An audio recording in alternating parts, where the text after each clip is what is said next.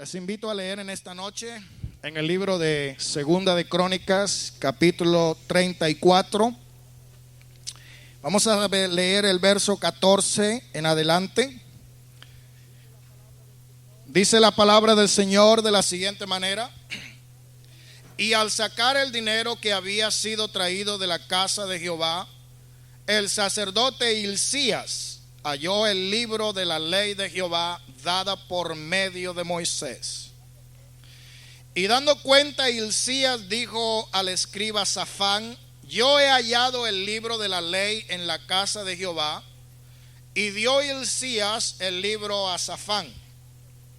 Y Safán lo llevó al rey y le contó el asunto diciendo: tus siervos han cumplido todo lo que les fue encomendado. Han reunido el dinero que se halló en la casa de Jehová y lo han entregado en manos de los encargados y en manos de los que hacen la obra. Además de esto, declaró el escriba Safán al rey diciendo: el sacerdote Hilcías me dio un libro. Y leyó Safán en él delante del rey. Y luego que el rey oyó las palabras de la ley, rasgó sus vestidos. Y mandó a Hilcías y a Hicam, hijo de Safán, y a Abdón, hijo de Micaía, y a Safán escriba, y a Asaías, siervo del rey, diciendo: andad, consultad a Jehová por mí y por el remanente de Israel y de Judá acerca de las palabras del libro que se ha hallado, porque grande es la ira de Jehová que ha caído sobre nosotros, por cuanto nuestros padres no guardaron la palabra de Jehová para hacer conforme a todo lo que está en este libro. Oremos en esta noche. Cierre sus ojos, levante su mano. Padre, encomendamos nuestras almas delante de ti para que tú seas, Señor, hablándonos por medio de tu santa palabra.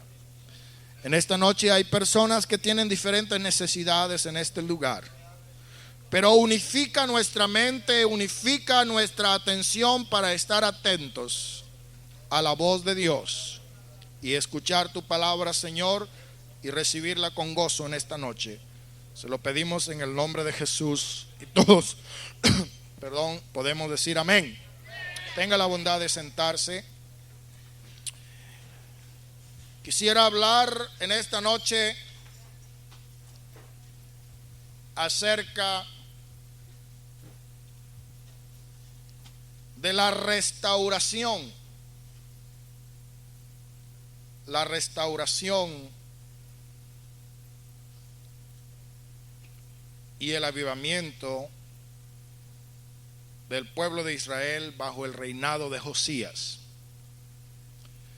Recuerdo en esta noche que estaba muy joven, apenas tenía como 13 o 14 años. La primera vez que escuché hablar acerca del rey Josías en una escuela dominical, me impresionó de gran manera porque siendo apenas un niño de 8 años, comenzó a reinar en Israel. Me impresionó porque era un niño jovencito y pensé que este Josías, siendo de 8 años, había comenzado a reinar en Israel. No solamente eso me impresionó de la historia del rey Josías, sino que también me enseñó mi maestro que Josías había sido un hombre que desde niño anduvo conforme a los caminos de Dios, sin apartarse ni a la derecha ni a la izquierda. Pero algo mucho más impresionante es que Josías creció en un tiempo cuando Israel estaba totalmente entregado a la idolatría y se había apartado de la ley de Jehová. En medio de toda aquella corriente de influencias malignas y perversas, en medio de toda aquella idolatría pagana, en medio de la influencia de aquellos amigos que lo podían corromper, él se mantuvo íntegro y no se apartó ni a derecha ni a izquierda, sino que anduvo en el camino de Dios. Durante el reinado de este rey de Israel, dice la palabra de Dios que tenía 8 años de estar reinando. ¿A qué edad comenzó a reinar? A los 8. ¿Qué edad tenía? 16 años. A los 16 años, cuando la mayoría de los jovencitos andan buscando novio y novia y andan experimentando en la droga, en el alcohol, en el baile, en la fiesta, en todas las cosas que la juventud busca y le agrada, este jovencito comenzó a buscar a Dios. Hay mucha ventaja cuando comenzamos a buscar a Dios temprano. Una de las quejas que yo he escuchado en muchos hermanos en diferentes países es: lamento haber perdido tanto tiempo. Lamento haber conocido al Señor tan tarde, cuando ya tenía 30 o 40 o 50 o 60 años. Y muchos dicen: yo deseara tener 15 años o menos para entregarle mi vida al Señor. Qué bienaventurados son estos jovencitos que han nacido en hogares cristianos, donde desde su tierna edad se le ha enseñado el camino de Dios. Qué precioso es que se pueda decir, como la Escritura enseña: e instruye al niño en su carrera, y aun cuando esté viejo no se apartará de él. Qué gran ventaja. A veces hay hermanos que sienten envidia de estos jovencitos y piensan: hubiese yo tenido la oportunidad de estar en la iglesia a esa edad. La Biblia nos dice: acuérdate de tu Creador en los días de tu juventud. Hay muchas personas que han encontrado al Señor cuando están muriendo de cirrosis hepática, destrucción del hígado a causa del alcoholismo, o cuando tienen algún tipo de enfermedad a causa de las drogas, o a causa de una vida de desenfreno. Pero qué hermoso es que hay hombres y mujeres que a tierna edad pueden buscar a Dios. Hay un canto que dice: el mundo dice que nada aprovechamos. Servir a Cristo en nuestra juventud. El mundo dice: estás perdiendo el tiempo. Tú deberías estar en la fiesta, en el baile. Tú deberías divertirte, porque la juventud se esfuma como la neblina y al rato vas a estar viejo y vas a decir: ¿en qué gasté yo mi vida? Aprovéchala. Ve, haz lo que te agrada, busca la diversión, la satisfacción. Eso es lo que el mundo dice a la juventud. Amén, hermanos. Y usted está perdiendo el tiempo ahí en esa iglesia. El mundo dice que nada aprovechamos, pero nosotros, ¿qué le decimos? Es un privilegio, es un deleite servir a Cristo. Qué precioso es que el Señor le haya encontrado a muchos de ustedes a temprana edad. Algunos en los 14, en los 15, a otros en los 20, a otros en los 30, a otros en los 40, a otros en los 50, no importa. Pero que el Señor le haya encontrado a tiempo antes que vengan los días malos y digas: no tengo de ellos complacencia o contentamiento. He gastado mi vida y se me ha ido mi fuerza, mi energía, y no he sabido en qué la he gastado. Hoy día en los círculos profesionales se escucha mucho algo que se llama la crisis de la edad media. Hombres y mujeres afectados por una neurosis existencial en la cual se preguntan: ¿qué he hecho yo con mi vida? Ya me estoy acercando a los 50. ¿Qué he hecho con mi vida? Y comienzan a tener una insatisfacción y un vacío. Y a pesar de que muchos han alcanzado posiciones en el mundo de los negocios y en el profesionalismo, sin embargo, hay un vacío. A pesar de que algunos tienen familias y han criado hijos y los han graduado de la universidad y los han casado y están felices, sin embargo, hay una insatisfacción que les causa una tremenda depresión. ¿Por qué? Porque piensan: me estoy acercando a la vejez. Se me ha ido mi vida, se me ha escapado como el agua entre las manos. ¿Y qué tengo yo para el futuro? Tal vez han acumulado bienes, propiedades, cuentas en los bancos. Tal vez han viajado por diferentes países, pero algo les hace falta. Pero yo quiero decirle algo, mis queridos hermanos. Aquellos que han dedicado su vida a servirle a Dios, aunque no tengan propiedades y cuentas en los bancos, aunque tenga todavía que trabajar cada día para poner pan y mantequilla en la mesa y para mantener la electricidad y para pagar la renta, por tener una satisfacción en su corazón, porque la Biblia dice que el trabajo en el Señor no es en vano. Aquel jovencito Josías de 16 años comenzó a buscar al Dios de David, su padre. A los 12 años de su reinado, comenzó a reinar de los 8 y a los 12, 20 años. A los 20 años él comenzó a darse cuenta que la casa de Dios había sido abandonada. Comenzó a darse cuenta que Judá y Jerusalén estaba llena de imágenes, de esculturas, estaba llena de ídolos. Sus antepasados se habían convertido a los dioses de los pueblos circunvecinos. Se habían olvidado del Dios que los sacó de la esclavitud en Egipto, del Dios que les había dado pan de ángeles en el desierto, del Dios que abrió la peña para que tomaran agua limpia, del Dios que no permitió que ninguna enfermedad de la que tenían los egipcios le afectara, el Dios que les entregó la tierra de Canaán y les entregó viñas y casas que ellos no habían plantado ni habían construido.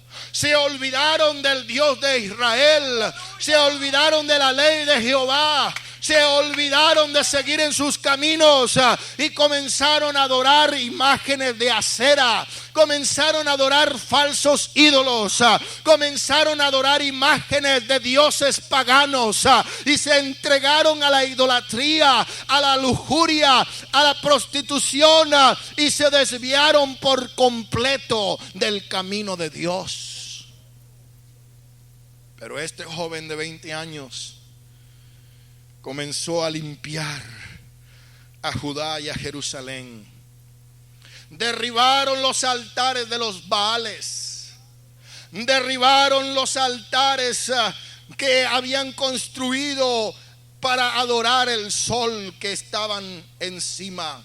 Despedazó las imágenes de acera, las esculturas, las estatuas y desmenuzó estas cosas y las esparció el polvo en los sepulcros de aquellos que le habían ofrecido sacrificio. Agarraron las estatuas, los ídolos, las imágenes y las destruyeron. Aquí se cumple aquella escritura que habla también el profeta y salmista David en el Salmo 115, cuando habla acerca de estas cosas y dice en el verso 2: ¿por qué han de decir la gente, ¿dónde está ahora tu Dios? ¿Por qué viene la gente a la iglesia pentecostal en el 2313 de la calle Kirkwood y mira alrededor las paredes y dice, bueno, ¿y dónde están las imágenes? ¿A quién adoran ustedes aquí? ¿A San Antonio o a Santo Tomás o a San Pedro o a Santa Catalina? ¿Cuál es su santo patrono? ¿De quién es usted devoto? ¿Dónde están las imágenes aquí del crucifijo, del corazón de Jesús, de la Inmaculada Concepción de María? Y miran y no ven nada. Y nos preguntan, ¿dónde están sus dioses? ¿Dónde están sus ídolos? ¿Dónde están sus santos? Y responde aquí el salmista David en el capítulo 115 de Salmos, verso 3. Nuestro Dios está en los cielos. Nuestro Dios está en los cielos. ¿Dónde? ¿Dónde está tu Dios? Nuestro Dios está en los cielos. Y todo lo que Él quiso ha hecho. Gloria a su nombre. Los ídolos, las imágenes, las estatuas, las estampas y todas esas cosas que el pueblo estaba acostumbrado a adorar es lo mismo que están muchos acostumbrados a adorar en sus pueblos, en sus países, en sus religiones. Pero a Dios eso no le agrada. ¿Y sabe por qué sé yo que no le agrada al Señor? Porque Él en su misma palabra lo rechaza. Él dice que es un Dios celoso que castiga la maldad. Y Él nos enseña en el primer mandamiento de la ley de Dios que no debemos de hacernos imágenes de ninguna cosa semejante que esté arriba en el cielo, ni en la tierra, ni debajo de la tierra. Y dice aquí el verso 4: los ídolos son plata y oro, obra de manos de hombres. Tienen boca, manos hablan, tienen ojos, mas no ven. Tienen orejas, mas no oyen. Y hay algunos que le piden a un ídolo muerto y sordo. Me acuerdo cuando el profeta de Dios llamado Elías retó a los profetas de Baal y le dijo: el Dios que responda con fuego, ese sea Dios. Amén.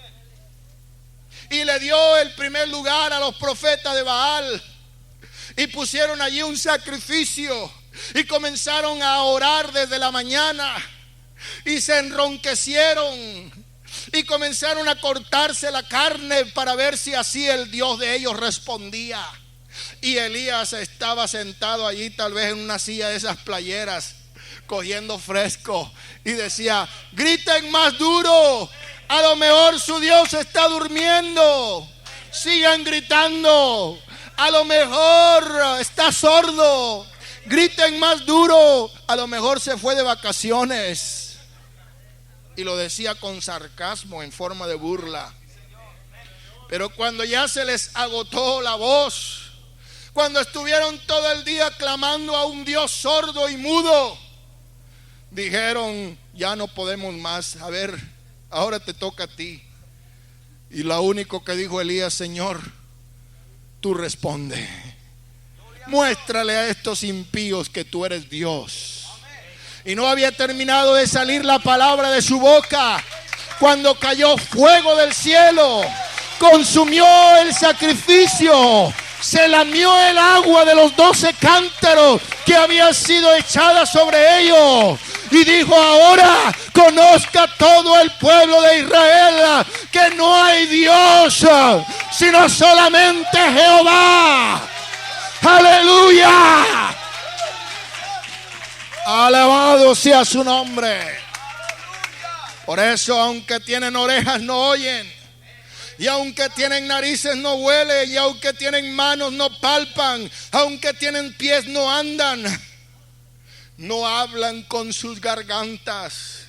Y semejantes a ellos son los que la hacen. Y cualquiera que en ellos confían. ¿En quién confías tú? ¿En quién está tu fe? ¿En un ídolo muerto? ¿En una hoja de papel que te la regalaron en la carnicería y trae una estampa? ¿O en una estatua que compraste por unos cuantos miserables pesos? ¿En eso está tu confianza? Dice aquí: semejante a ellos son cualquiera que confían en ellos. Pero nosotros confiamos en Jehová. Él es nuestra ayuda y Él es nuestro escudo. Josías derrumbó las estatuas de Baal, las estatuas de Acera, las estatuas del sol, todas esas imágenes impías y paganas, las deshizo, las despedazó, y el polvo de esas estatuas las regó sobre aquellos sepulcros de los que habían ofrecido a ellos sacrificios. Además de eso, quemó los huesos de los sacerdotes y limpió a Judá y a Jerusalén de toda esa inmundicia. Y después que hubo derribado los altares, las imágenes, y después que había quebrado y desmenuzado las esculturas, y después de haber destruido todos los ídolos, volvió a Jerusalén a los 20 años.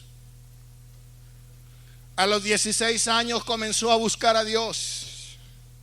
A los 20 años destruyó toda la idolatría. Pero a los 26 años, después de haber limpiado la tierra de idolatría, de paganismo, comenzó a limpiar la casa de Dios. El templo de Dios estaba derrumbado porque nadie cuidaba de él. Se habían llenado allí de toda clase de telaraña, de cucarachas, de ratas. El lugar donde antes estaba la gloria de Dios, ahora se había convertido en una cueva de chacales y en una cueva de animales. Pero el rey Josías, a los 26 años, comenzó a limpiar la casa de Dios. Oh, qué hermoso. Este hombre comenzó a contratar trabajadores, carpinteros, canteros, para que comprasen piedra y madera y para hacer las armazones y para levantar el edificio que se había destruido.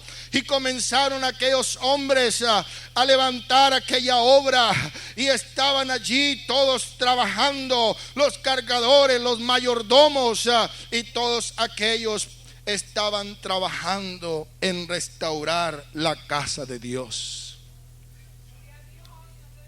Es hermoso cuando nosotros, hermanos, venimos a Cristo después de haber buscado a Dios. La Biblia dice: me buscaréis y me hallaréis.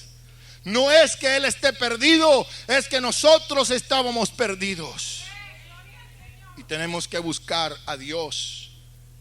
Dice en su palabra: es tiempo de buscar a Dios. Si hay algún tiempo en el cual necesitamos buscar a Dios, es ahora.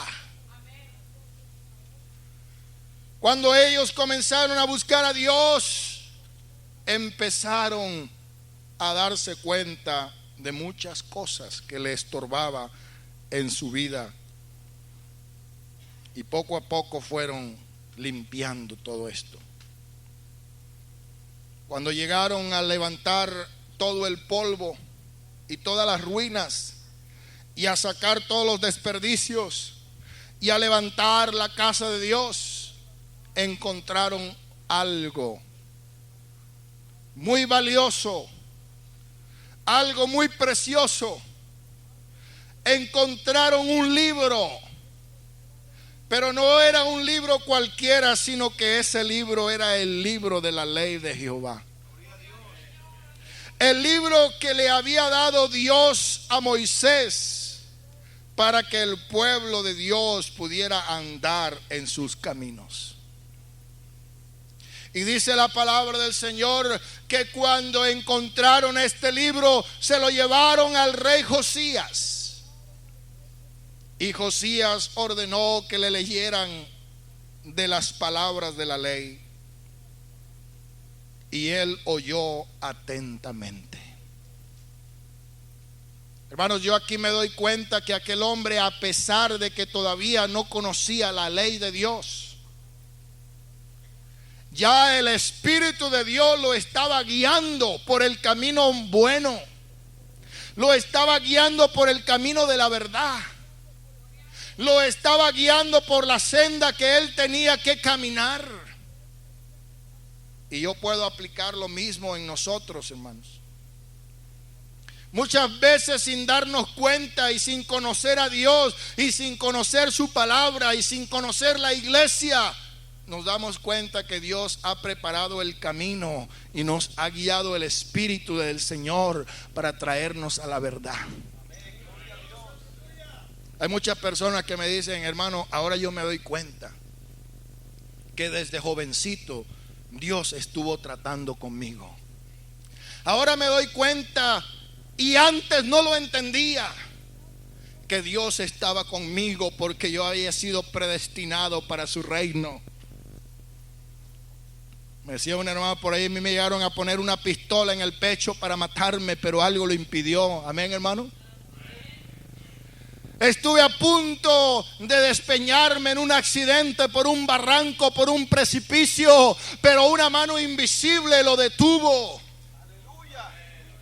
Estuve a punto de perder la vida muchas veces, pero algo me protegía. Ahora, dice, me doy cuenta quién era.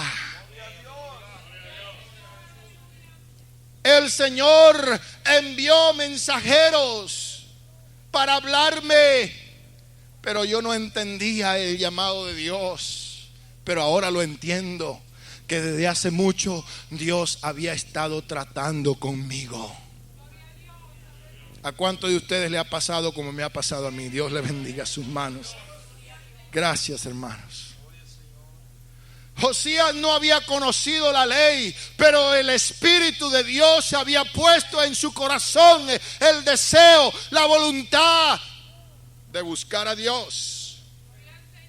El Espíritu le había dicho que era una blasfemia, una terrible abominación delante de Dios adorar esas imágenes feas.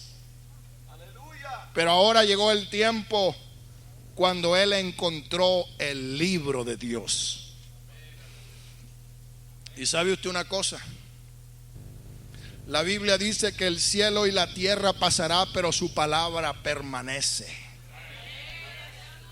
A pesar que el libro de Dios fue escrito miles de años atrás, en materiales que eran perecibles, que se echaban a perder, que se descomponían, porque anteriormente cuando se escribía se utilizaba un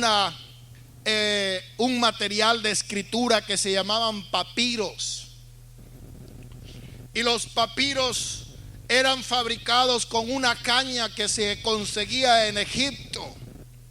Esa caña se adelgazaba y se ponían en tiras verticales y horizontales, y con una goma se pegaban, y luego se comenzaban a raspar hasta que se volvía como una cartulina, como un cartón, como un póster, y ahí la gente escribía.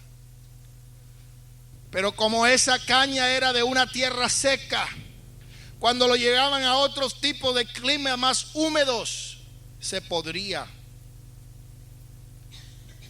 A pesar de eso, y a pesar de que no habían los elementos para preservarlos, hoy día todavía tenemos manuscritos muy antiguos, porque se conservó la palabra de Dios íntegra y exacta. Lo que hoy nosotros llamamos la Santa Biblia es el libro de Dios. Es una colección de libros divididos en el Antiguo Testamento y el Nuevo Testamento. El Antiguo Testamento, escrito principalmente en el idioma hebreo, y de ellos tenemos nosotros del canon rabínico 39 libros. En esos 39 libros encontramos toda la historia desde la creación del mundo hasta la caída de Israel. Conseguimos libros de historia, de poesía, libros de enseñanzas, conseguimos libros que nos hablan acerca de los eventos del futuro. Es el libro de Dios. El Nuevo Testamento fue escrito en el idioma griego. Hay 27 libros. Tenemos los 4 evangelios que narran la biografía de Jesús. Tenemos el libro de los Hechos que narra la historia de la iglesia primitiva. Tenemos las epístolas universales y las epístolas pastorales. Tenemos libros de profecía como el libro de Apocalipsis. Y todos estos libros forman lo que se llama la Santa Biblia. Aunque ha tenido muchos enemigos, aunque ha sido perseguida, aunque han querido destruirla, no han podido. ¿Por qué? Porque es palabra de Dios y la palabra de Dios permanece. Gloria sea al nombre del Señor. Durante mucho tiempo la quisieron encerrar en los claustros de los monasterios. Durante muchos años se prohibió su lectura. Durante muchos años no estuvo accesible al pueblo. ¿Sabe por qué? Porque su contenido contradecía los dogmas y las enseñanzas de la religión oficial.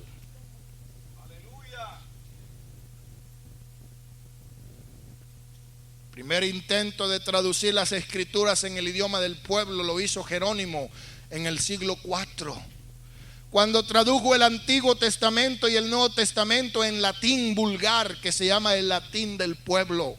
Sin embargo, pocas personas podían leerlo y nadie tenía acceso a él. Hubieron personas que murieron por el único delito de querer traducir las escrituras en el idioma que el pueblo las pudiera leer. Uno de ellos fue el inglés John Wycliffe, que tradujo el Nuevo Testamento.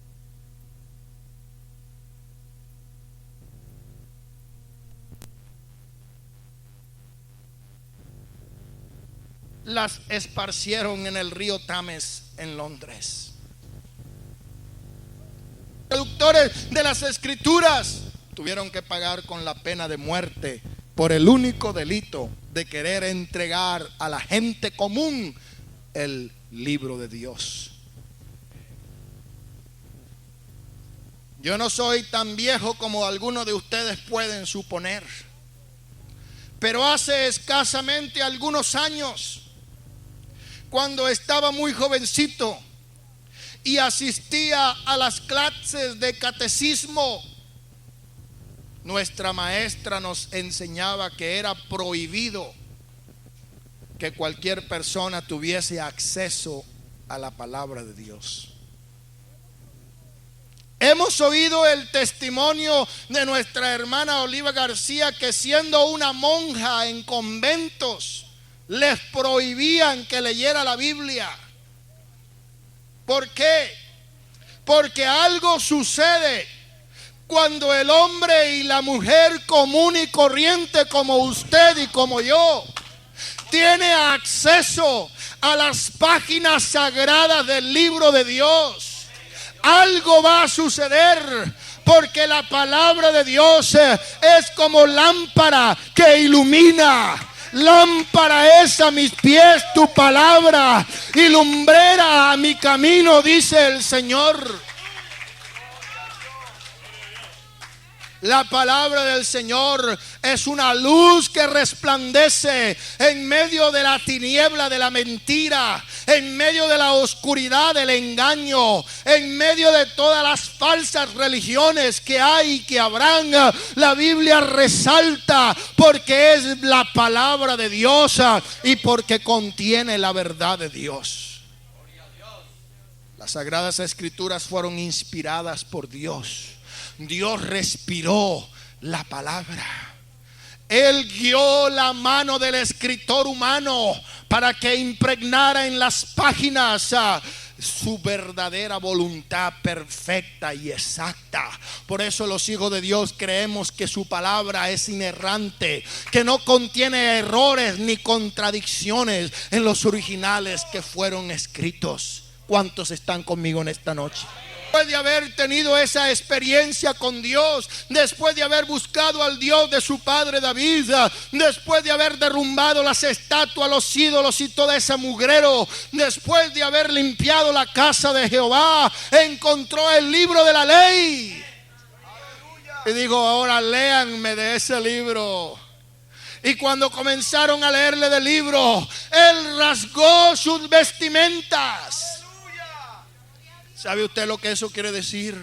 Él tuvo duelo en su corazón, tuvo tristeza en su corazón, él tuvo un gran pesar.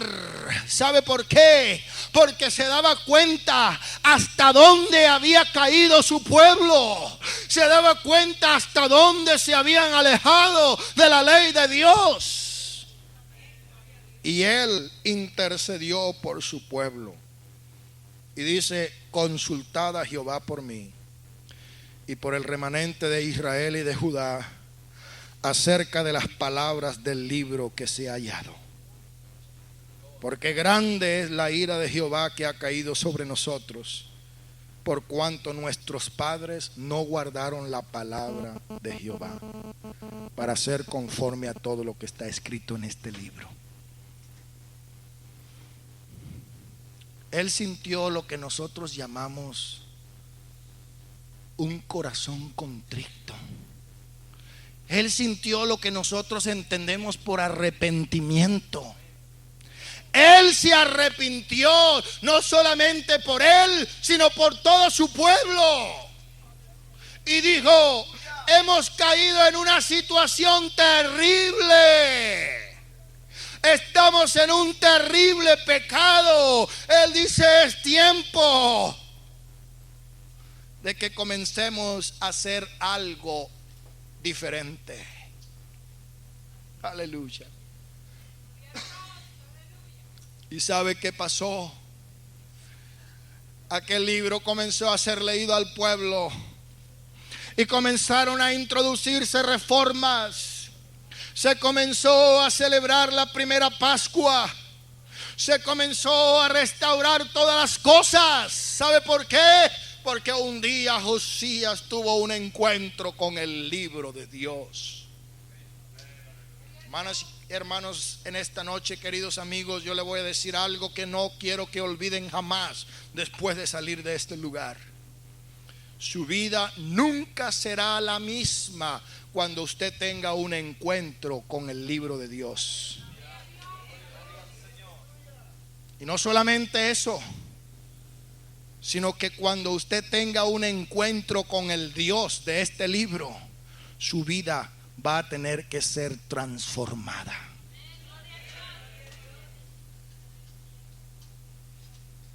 Hace muchos años, yo nací en un hogar. En ese hogar solamente existía la religión de la mayoría. Ahí me enseñaron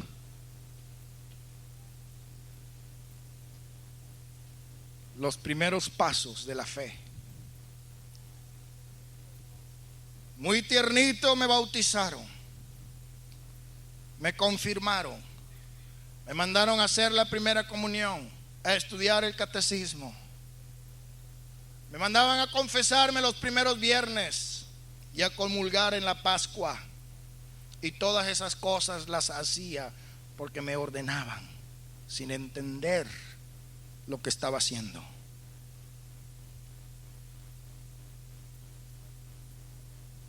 Recuerdo que mi madre tenía un altar de ídolos donde sobresalía la imagen de la Inmaculada Concepción de María. Allí estaba San Judas Tadeo y no sé cuántos otros. Mi madre lo aprendió de mi abuela. Cuando íbamos a visitar, mi abuelita tenía una pared totalmente llena de cuadros, de estampas, de figuras, y nos hacía rezar todas las noches.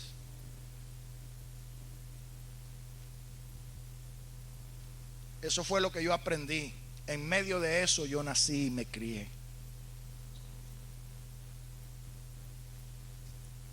Y a veces Dios utiliza medios tan extraños. Mi madre tenía un hotel. No era una cosa de lujo como el Holiday o el Hilton, pero era un lugar donde la gente llegaba y rentaba cuartos para vivir por un tiempo. Y en uno de ellos se hospedaba un señor que era lector de la Biblia. Pero tal vez no era tan buen lector, porque después que se fue dejó la Biblia en su cuarto. Y mi madre la guardó por mucho tiempo, esperando que este señor regresara para entregársela, pero nunca regresó. Nos mudamos de ese lugar a otra ciudad y mi madre se llevó la Biblia, y recuerdo que siempre la tenía arriba de un ropero. Ahí colectaba polvo porque nadie la leía. Un día regresé yo de la escuela y me encontré en mi casa a un joven que le estaba hablando a mi madre acerca de la Biblia, y me pareció algo tan extraño, pero mi madre estaba atenta escuchando. Es la primera vez que tuvimos contacto con una persona de la fe evangélica. Yo llegué de la escuela, me metí en mi cuarto, tiré mis libros y después le pregunté a mi mamá quién era esa persona, y me dijo: son unos evangélicos que andan de casa en casa. Después aprendí que se trataba del plan Pensotti de distribución de las escrituras.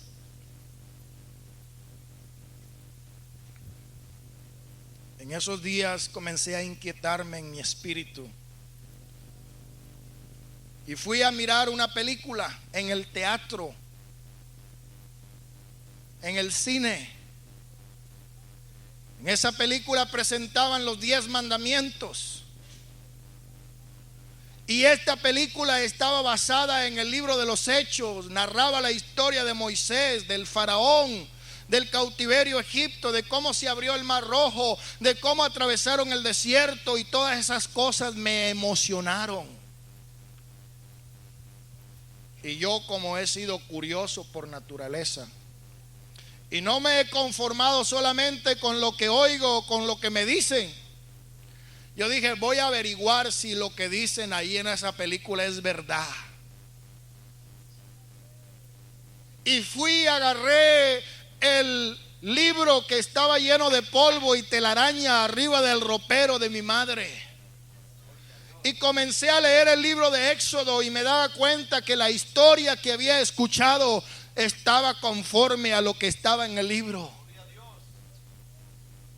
Pero cuando yo llegué al capítulo 20, donde habla de los 10 mandamientos, quedé totalmente petrificado, quedé sorprendido, quedé extrañado, porque veía que no había armonía, que no había concordancia entre lo que yo había aprendido y lo que estaba en el libro. A mí me enseñaron que el primer mandamiento de la ley de Dios es amar a Dios sobre todas las cosas. Pero en el libro de Dios decía algo diferente, que iba en contra, totalmente opuesto a lo que me enseñó mi religión a practicar, a arrodillarme delante de estampas, de ídolos, de estatuas, para rogarle, para implorarle, para pedirle. Y sentí que eso estaba en contra de la voluntad de Dios. Nadie me lo enseñó, pero el Espíritu me lo mostró, y desde aquel día sentí una inquietud en mi corazón, un descontento, y desde ese tiempo yo decidí no seguir esa religión. Tenía apenas 12 años. Pero ya el Señor estaba preparando todo. Mi padre era un hombre que le gustaba mucho emborracharse. Como yo recuerdo a mi padre cuando era joven, es siempre borracho. Es un hombre muy trabajador. Todo el tiempo yo lo conocí trabajando. Trabajaba de lunes a viernes y se emborrachaba desde el viernes en la noche hasta el lunes en la mañana. Agarraba su cheque y se desaparecía y aparecía el domingo en la noche todo borracho, todo vomitado, todo sucio y sin dinero en la bolsa. Ese es el padre que yo recuerdo. Pero una vez mi padre estaba trabajando lejos de la ciudad donde vivíamos y de regreso tuvieron un accidente, y en el accidente salió disparado por el parabrisas y cayó en una quebrada, y ahí se fracturó la clavícula. Y lo enyesaron y andaba así, enyesado así, andaba con los brazos, parecía que iba a volar.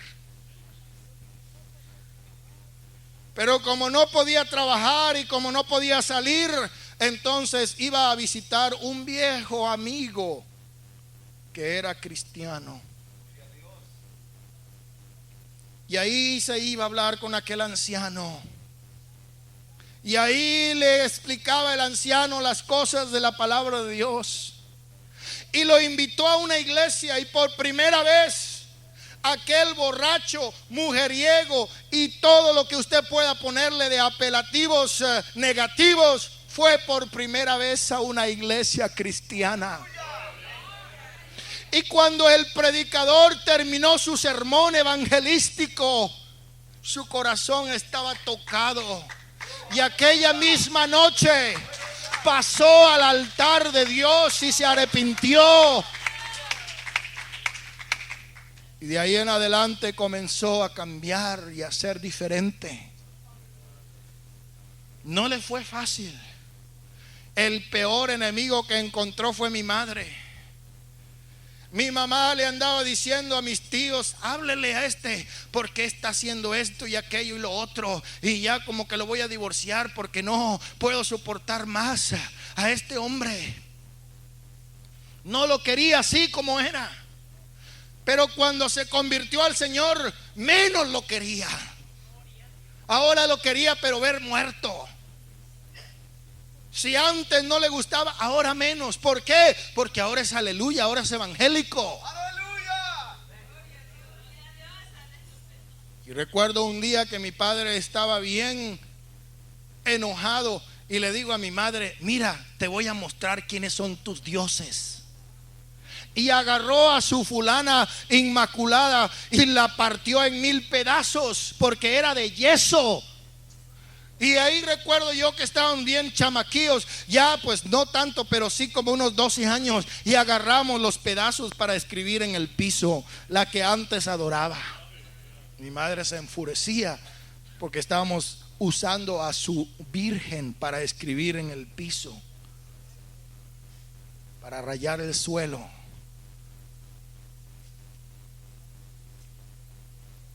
Pero hermanos queridos, cuando la palabra de Dios llega al hogar, cuando las sagradas escrituras llegan a su vida, algo va a suceder. La palabra de Dios va a poner convicción en su corazón para que se arrepienta y para que viva conforme al plan de Dios. Aquel rey comenzó a restaurar todo lo que el Señor había enseñado. Comenzó a enseñarle la ley al pueblo y comenzó a celebrar la Pascua y los sacrificios en el templo. Aquí en este libro, cuando usted lo consiga, usted va a encontrar lo que tiene que hacer. Dice la palabra del Señor que un grupo de hombres le preguntaron al apóstol Pedro: varones hermanos, ¿qué debemos hacer? Y Pedro les dijo: arrepiéntanse y bautícese cada uno de vosotros en el nombre de Jesucristo para el perdón de los pecados, y recibiréis el don del Espíritu Santo. Aleluya. ¿Por qué razón el diablo no quiere que usted conozca la Biblia? ¿Por qué razón el diablo no quiere que usted venga a la iglesia a oír palabra de Dios? Porque sabe que la fe viene por el oír y el oír la palabra de Dios. Y cuando usted oye la palabra de Dios, algo va a pasar en su vida.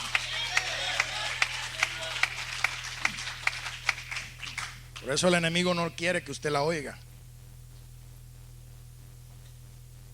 Arrepentíos y bautícese cada uno de vosotros en el nombre de Jesucristo para el perdón de los pecados y recibiréis el don del Espíritu Santo. Dijo el carcelero de Filipo al apóstol Pablo: ¿qué debo hacer para ser salvo? Y Pablo le dijo: cree en el Señor Jesucristo y serás salvo tú y toda tu casa. No le dijo cree en San Antonio y cree en San Isidro y cree en todos San Cristóbal y San fulano y San Sutano. Le dijo cree en Jesucristo, serás salvo tú y toda tu casa. Usted no está aquí por casualidad, por coincidencia o nomás porque vinieron a rastras, porque la trajeron con el brazo torcido así. O vas o te lo quiebro. No, usted está aquí porque Dios le ha traído con un propósito. Algunos hasta vienen nomás porque ya voy a ir para quitarme a esta señora de encima, porque me anda desde hace como 6 meses todos los domingos. Vamos al culto, mía, vamos al culto, mía. Ya voy a ir para que ya no me diga más. No, pero usted está aquí esta noche porque Dios le ha traído con un propósito. Y el propósito de Dios es que usted conozca el camino, la verdad y la vida. El propósito de Dios no es que usted cambie de religión. El propósito de Dios es que usted consiga la salvación de su alma. El propósito de Dios no es que usted se meta a aleluya, ni a evangélico, ni a pentecostal, sino que permita que el Espíritu de Dios se meta dentro de usted. Ese es el propósito de Dios. El propósito de Dios que es que le conozcamos a Él tal como Él es. El propósito de Dios es mostrarnos su grande amor y misericordia. Y en esta noche, así como el rey Josías consiguió la ley de Dios y la obedeció siendo rey, nosotros que no somos sino unos miserables plebeyos, deberíamos de seguir el ejemplo de un rey. Él encontró la ley de Jehová y la obedeció. Ojalá usted esta noche pueda decir: en la ley de Jehová está mi delicia, y en ella medito de día y de noche. Hay hermanos que tal vez no tengan Biblia, pero yo quisiera que si en esta noche hay alguien aquí que no tiene una Biblia en que leer, si en su casa no hay una, pídame una y yo se la regalo esta noche. Pero ojalá haga de ese libro el tesoro más grande de su vida. Ha cambiado el corazón de millones y millones de personas en el mundo. Ha cambiado el destino de muchos hogares en el mundo entero. Ha convertido personas criminales en santos. El milagro más grande que puede suceder es cuando una persona pone su fe y su confianza en el Dios de este libro. Que el Señor te bendiga esta noche. Le invito para que estemos en pie en el nombre de Jesús. Y quiero primeramente hacer una invitación. Tal vez hay alguna persona que se encuentre aquí en este auditorio esta noche, que por primera o por segunda o por tercera vez se encuentra aquí, pero usted sabe que todavía no ha dado el paso definitivo de obediencia. Y esta es la oportunidad que Dios le concede para que no salga de este lugar de la misma manera como entró, sino que usted pueda salir de aquí con una nueva sensación de paz, de alivio, de tranquilidad, con un descanso que solamente Dios puede darle a la persona a la cual sus pecados le han sido perdonados. Es una carga que aliviana su vida y que le hace caminar con una mirada alta y flotar en las nubes de gloria al sentir que Dios le ama, que Dios quiere hacer algo grande en su vida. No importa la clase, ni el color, ni el tamaño de lo que usted haya hecho.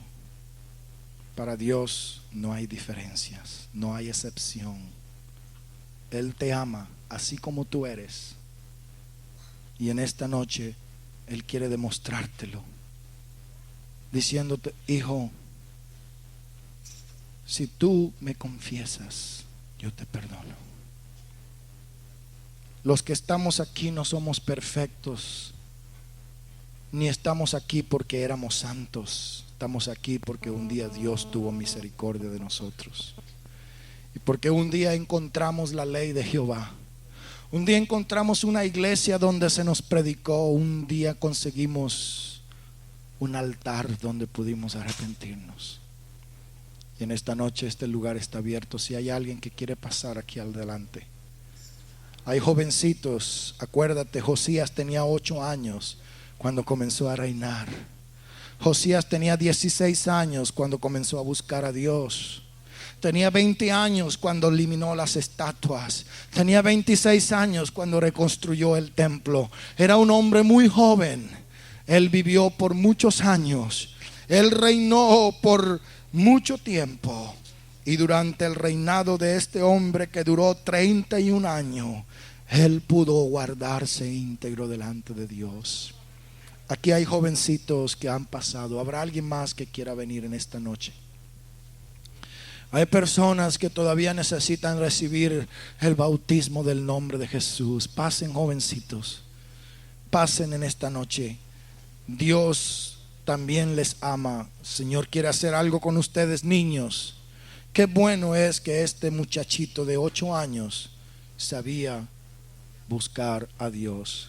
Dios bendiga a estos niños. Quisiera que algunos grandes, si usted en esta noche quiere acompañar a este grupo que está aquí, pase. No sienta pena porque sea mayorcito, porque tenga canas.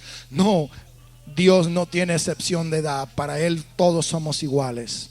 Venga en el nombre de Jesús. Yo no le estoy forzando ni le estoy obligando, pero si usted viene, algo va a pasar en su vida. Si usted se arrodilla, quiere decir que reconoce su impotencia delante de Dios. Reconoce su superioridad y reconoce su inferioridad. Él es más poderoso que todos los ejércitos de la tierra. Y si nos doblamos delante de Él y levantamos las manos, decimos: Señor, me siento vencido. Reconozco que delante de ti no puedo resistir, no puedo combatir, no puedo pelear. El Señor está aquí en este lugar esta noche. Oremos todos. Si usted está ahí, por favor, levante sus manos y su clamor a Dios. Voy a suplicar en esta noche que todos oremos. Alabanzas, alabanzas, alabanzas, alabanzas, alabanzas. Oh, gloria al Señor Jesús, gloria al Señor. Alabanzas.